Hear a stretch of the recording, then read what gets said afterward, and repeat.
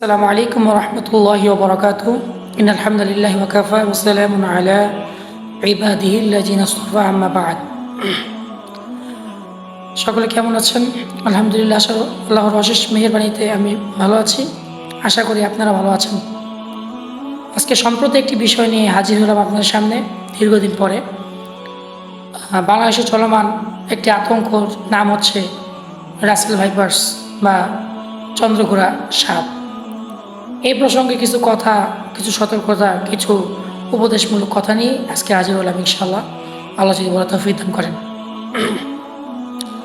মূলত সাপের ব্যাপারে অনেক ইতিহাস ইসলামে রয়েছে, রাসূলের অনেক হাদিস রয়েছে সাপের ব্যাপারে, সাপ মারার ব্যাপারে বিভিন্ন দিক নির্দেশনা রয়েছে। তা আমি সেখানে না গিয়ে আমি মূল যে টপিকসগুলো সেগুলো আমি বলি, যাতে করে আপনাদের বুঝতে সুবিধা হয়।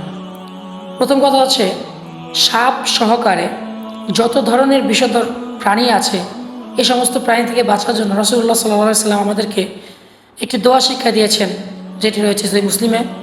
সেটি হচ্ছে আউযু বিকালিমাতিল্লাহি তাম্মাতি মিন শাররি মা খালাক।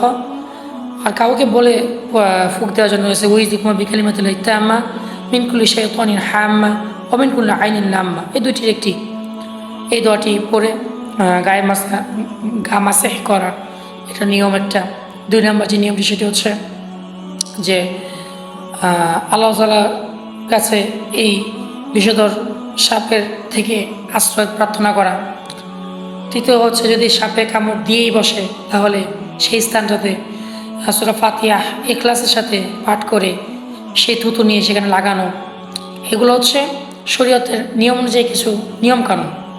তারপর আরেকটি হচ্ছে আজওয়া খেজুর বা যে কোনো ধরনের খেজুরি, 7টি বা 3টি বা 5টি, মূলত 7টির কথা হাদিসে রয়েছে, যেহেতু 7টি করে খাওয়া এটিও একটি আমল, যেটি বলা হচ্ছে যে ব্যক্তি 7টি করে আজওয়া খেজুর খাবেন তার মধ্যে বিশ্বের কোনো কাজ হবে না, এবং এটা বহু প্রতীক্ষিত মানে প্রমাণিত একটি আমল। এটি একটি আপনি করতে পারেন।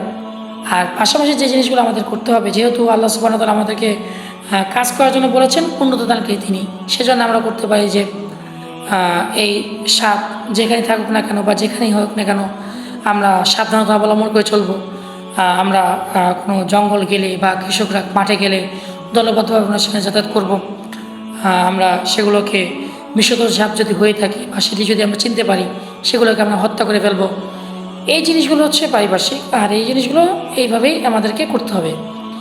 আর বাদবাকি যে আতঙ্ক, এই আতঙ্কতে আমাদেরকে আতঙ্কিত হওয়া যাবে না, কারণ আতঙ্ক জিনিসটা হচ্ছে আপনি যতই মন থেকে ভেঙে পড়বেন, আপনার মধ্যে ভয় ততটা বেশি বিরাজ করবে।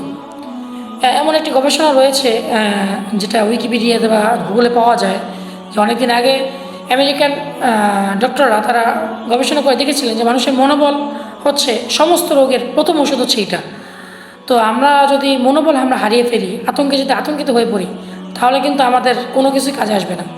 আমরা যতই প্রচেষ্টা করি, যতই পরিমাণ নিজেদেরকে সেফ রাখার চেষ্টা করি, কোনো লাভ হবে না। তাই আতঙ্ক থেকে আমাদেরকে বেঁচে থাকতে হবে। পাশাপাশি এই যে কাজগুলো যদি আমরা করে থাকি, ইনশাআল্লাহ আল্লাহ তাআলা আমাদেরকে এই সমস্ত আতঙ্ক থেকে, এই সমস্ত জীবাণু থেকে, ভাইরাস থেকে আমাদেরকে হেফাজত করবেন। আশা করি এই জিনিসগুলো আমাদের উপকারে আসবে।